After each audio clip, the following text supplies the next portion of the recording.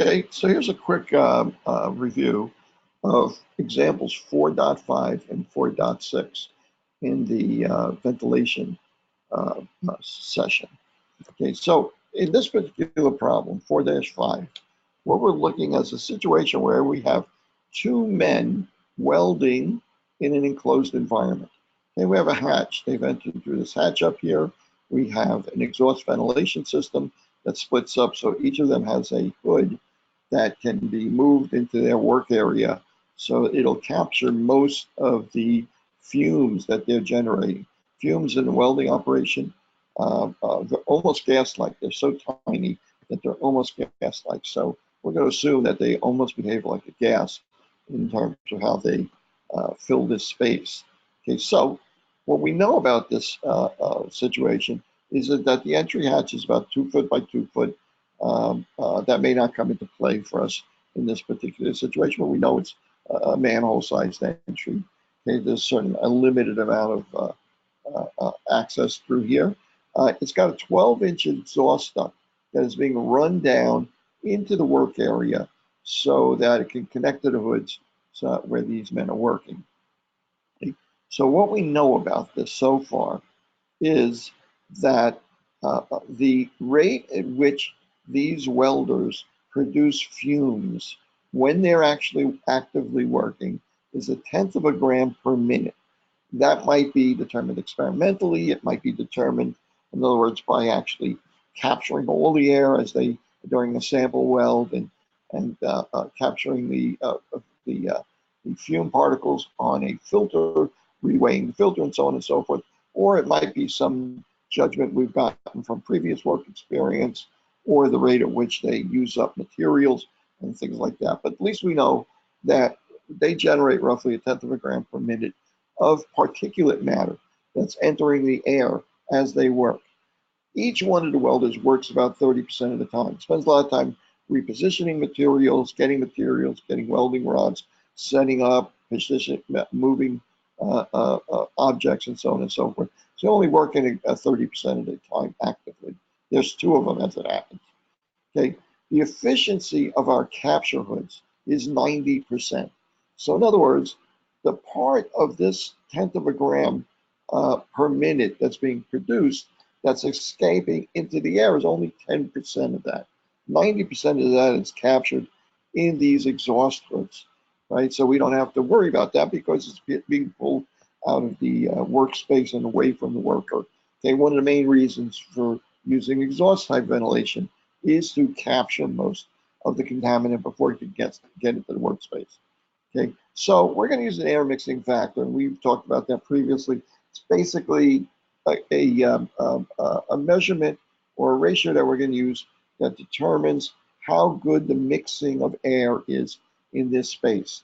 Okay, if we're inside of a ductwork and it's this turbulence and we're in a room that have vents all over the place and so on and so forth, we might have a mixing value of 1 because we have very good mixing in that room. Very thorough, very good mixing. If we have almost no mixing in the room, might be a value of 2 or something like this. In this case, we've determined that the mixing value is approximately 1.25. A lot of that generated because we're exhausting so much air, fresh air being pulled in, we get a bit of mixing as well. Okay, so the concentration that we've determined is acceptable in this room, in the breathing space for these men. Now, since we're not capturing all of the fume, some of it's getting into the air, it's going to start to accumulate in this space. So the maximum concentration that we are willing to permit in this space is 1/10 of a milligram per cubic meter. Now, keep in mind, there's a couple little things here in terms of units. This is in grams per minute. This is in milligrams per minute. We're going to have to deal with that as we go through the problem. The dimensions of confined space is 14 by 16 by 18. We're going to figure out the actual volume of that room, 14 times 16 times 18. And the main exhaust hood diameter right now is 12 inches. That may or may not play a role in what we're about to do now, because what we're interested in this particular problem. Previous problems we were looking at flow rates through ductwork and so on and so forth. But in this particular problem, what we're being asked to determine how much air must be exhausted and replaced to help assure that the exposures to these fugitive emissions, the part we're not capturing, do not exceed our maximum concentration. Again, tenth of a milligram per cubic meter. So that's really what we're after here. So we have a formula to determine this. Okay, and let me get that formula. Here we go. Okay, the basic equation for particulate dilution is QD, the amount of flow rate of dilution air that we need to keep the concentration at or below this concentration, acceptable level of concentration, given the rate that we're producing particles, this R, and given the mixing factor. We're interested in knowing what that QD is. What is the rate at which we have to provide ventilation in this space, with dilution ventilation in this space, to make sure we don't exceed this value? If we were perfect with our exhaust hood, we would really be worried much about this, because any little bit of that, we would need a dilution ventilation to control the breathing environment in space if we really capture 100% of the fume that was being generated. We're only capturing 90%. Okay, so there's a summary of what the units are in this case, and so on and so forth. So I'm going to open up a spreadsheet here, and I'm going to make note of all these specific values that we have here. So the rate at which we're generating from fumes is 1/10 of a gram per minute. The percentage of time that the workers are working is 30%. The number of welders is 2. The could capture efficiency is 90%. The air mixing value, is 1.25. Our acceptable level of fume in the air is 1/10 of a milligram per cubic meter. Again, notice difference in units here. The exhaust duct diameter is diameter is 1 foot, and the volume of the space is 4,032. Okay, that was again width times length times height.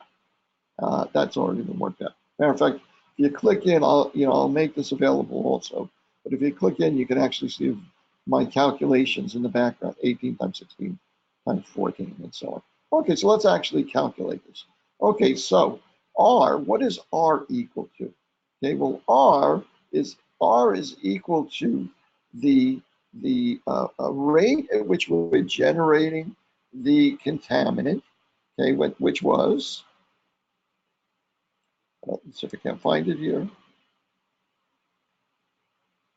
The rate at which we're generating the contaminant, which is 1/10 of a gram per minute, okay, times, times, well, the rate at which we're generating contaminants is 1/10 of a gram per minute. We're capturing 90% of that, so only 10% of that is escaping into the air. So that's a tenth, instead of 1/10 of a gram per minute. What's actually the fugitive material that's getting into the air is 0.01 grams per minute. Okay, 0.01 grams per minute, okay, is the same thing, 0.01 grams per minute we have right down here. Okay, so let's work out our formula here. So 0.01 grams per minute, which is our fugitive fume rate. I'm going to convert that now into milligrams, right, by multiplied by 1,000 milligrams per gram. So that's going to actually be 10 milligrams per minute, which is actually being created here, actually being released into the air. 0.01 grams per minute, which is again 10%. 10% of what is actually being generated is 0.01 grams, which is the same thing as 10 milligrams, 10 thousandths of a gram. So you can see that's 10 thousandths of a gram, times 2 workers, times 0.3, 30% of the time.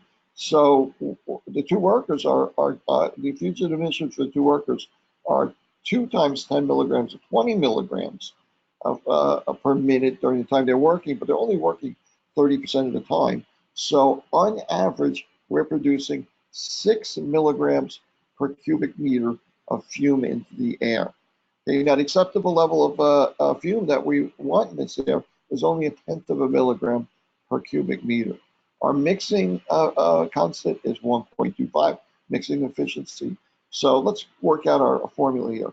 The quantity of dilution air that we need is equal to the rate of that we're producing this material, right? Which is 6 milligrams per minute, okay, over the concentration, which is that we'll find acceptable, which is 1/10 of a milligram per cubic meter. Okay, that's per cubic meter. Okay, and times the mixing value, which is 1.25. So I'm going to click in there, and you can see that what we've done here is 6 divided by 0.01, 6 over 0.01 times 1.25. Okay, and that turns out to be 75 cubic meters per minute. Okay, that's cubic meters per minute. If you work out the units, you'll see that milligrams cancels out and so on and so forth. So we wind up with the volume of dilution air that we need is 75 cubic meters of air per minute, dilution air per minute. As it happens, each cubic meter per minute of air is equivalent of 35.3 cubic feet per minute. So if you want to convert it into English units, we'll wind up with almost 2,700 cubic feet per minute of air is required to control the fumes in this space. Now, if it happens that you are already exhausting that rate of air using your hoods, well, then since you're pulling air in to replace it, you've already counted for the dilution air that you need. But if, say, you're only exhausting 1,000 cubic feet per minute of air for your hood system, well, then you have to make up that other 1,700 cubic feet per minute of air by supplying dilution air to the space as well. Okay, so that should work that out. I think that's pretty reasonable and straightforward. The next problem, 4.6. Let's go to our spreadsheet here. Next problem is a little bit more thorny because it involves a rate, and rates by nature are things that are a little bit outside it, just basic algebra. They involve a little calculus and differential equations, but fortunately, we've been blessed with a series of equations that are in the ASHRAE ventilation guidelines. They're in various other texts and so on and so forth. So in this particular situation, what are we being asked to do? Well, in this situation, we're being asked to figure out how much time it takes for a concentration of a vapor gas to build up in the air. In this case, we're using acetone, up to 750 ppm. I think the PEL, the personal exposure limit for acetone is 1,000 ppm. I could be wrong, but I think it's 1,000. So this would be reasonable. In other words, we want to make sure we want to make sure that given the amount of ventilation that's in the air, in this space, that it's reasonable to expect that we're not going to exceed the permissible exposure limit. So we want to know how much time is it going to take for acetone to build up in this space to the point where it reaches 750 ppm, given the following conditions. Number one, the concentration starting at 0. For instance, it's the start of the shift, and nobody's been using acetone before. Number two, that we're limiting our concentration to 750 parts per million, and that the room volume is 100,000 cubic feet, warehouse size space. Okay, that the rate at which we are generating the acetone, in other words, putting acetone into the space, is 2.25 cubic feet per minute. Now, if you aren't given that, you're only given how many milligrams per minute, milligrams per minute of acetone are evaporating into the space. If you weren't given that, you'd have to convert that using the mole relationship to the volume that amount of acetone represents when it evaporates into the air. But in this case, you're given that volume. And you're also given the amount of dilution ventilation that is provided in this relatively large space. That's not a whole lot of ventilation, right? So 2,000 cubic feet per minute, right? So if we just take a look at that quickly, we can see that, gee, it takes 50 minutes for approximately one air change. And of course, this stuff's never really perfect. So that's not a whole lot of ventilation in that space. So let's take a look if we can determine how much time we have to work in that space before we might wind up at 750 parts per million. Okay, so our formula is a little bit complicated. Let's find it here. Oh, by the way, this is from the previous problem. Okay, so our volume is 100,000 square feet. Okay, so our starting concentration is 0. Our ending concentration is 750 parts per million. Keep in mind, parts per million is a unitless value. Parts per million. In other words, 20 pounds per million pounds. Since it's pounds over pounds, it doesn't really actually have a unit. It's actually a ratio. Okay, so 0 ppm over 750 ppm. Volume of the room is 100,000 cubic feet. The rate at which we're generating the material is 2.25 cubic feet per minute. The dilution rate that we have presently is 2,000 cubic feet per minute. Okay, so I'm going to look at this equation here, and I broke this down into several parts. First part here is the volume of the room over the dilution rate, dilution ventilation rate. Remember, I just kind of did that. That was kind of like number of air changes, isn't it? Right? And that's a minus we're going to put in front of that. So I calculated that here. I'm going to click in here, and you'll see that I put in B7, which is the volume in the room, divided by, excuse me, let's see, volume in the room divided by B9, which is dilution rate, and it turned out to be, move this over a little bit so we don't see it. It turned out to be minus 50. Okay, again, that's how long it takes to make an air change in that room. Okay, times now this number here, where we're going to multiply this by a value which is a natural logarithm. And again, because it's a time-based situation, it involves the rates changing and so on, rates and concentrations changing over time or using dilution. So it's not a strict linear relationship, the rate at which the gases are being changed. In other words, if the concentration is low, the dilution is not as efficient as removing material. As the concentration gets higher, the same 2,000 cubic feet removes more of the material. So it's a kind of a double rate situation. So that's a situation where there's some calculus involved. But again, this has been figured into this equation that we're using. Okay, so what are we looking at here? So we're looking at the rate we're generating the material, okay, which is 2, which is, where is it again? 2.25 cubic feet per minute. That's our Q, times 10 to the 6th, over the volume flow rate in the room, which is 2,000 cubic feet per minute. And again, the reason why we're doing that is because this is going to give us a ratio, but we want that ratio in parts per million. So this 10 to the 6th is going to convert that into a unitless ratio in parts per million. So let's see what we wind up with there. We wind up with, I'll click in there, and we wind up with B8, which is 2.25 times 10 to the 6th. Okay, so in other words, it's 2,225,000 over the volume flow rate, the dilution flow rate, which is 2,000, and then we're going to subtract from that. We're then going to subtract from that 750, which is the concentration in parts per million. Again, this whole thing is unitless. The parts per million concentration at the maximum at the end of that period of time that we're interested in, which is 750. So that gives us a value of 375. Again, all that's unitless, so we don't have to worry about units there. The bottom of this ratio is going to be the same thing, except we're going to subtract the starting concentration. Notice the formula looks exactly the same, except minus C1. And in this case, minus C1 is 0, so this winds up being a smaller number, a larger number, 1,125.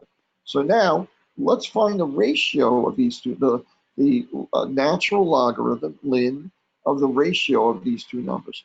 So the ln the natural logarithm of that ratio is equal to, and I'm going to click in here, there's a function in Excel called ln or NL, the natural logarithm. And in the parentheses, I'm putting in the value that we're converting into a natural logarithm, which is that ratio. D15, which is 375, divided by 1125, okay, which comes out to a natural logarithm of negative 1.09. Okay, so now time to calculate our final concentration.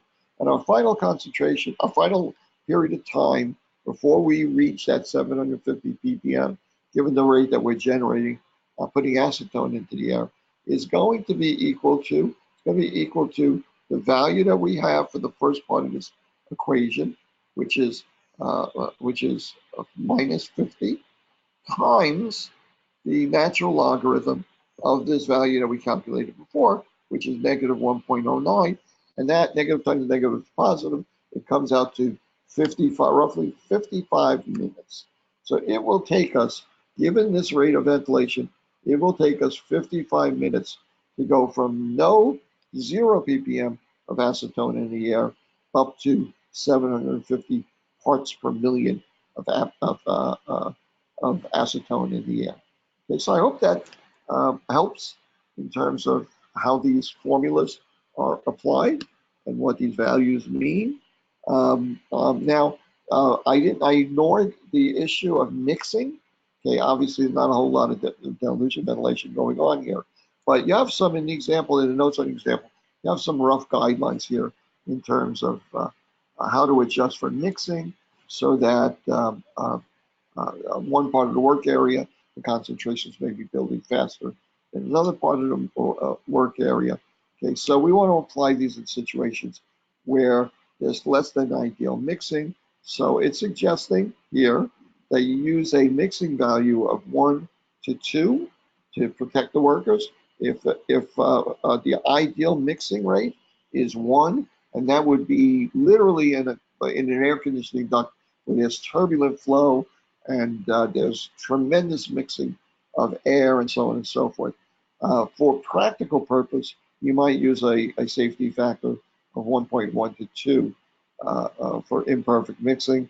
In this space, which doesn't sound like there's a whole lot of good mixing, I'd probably be closer to 2.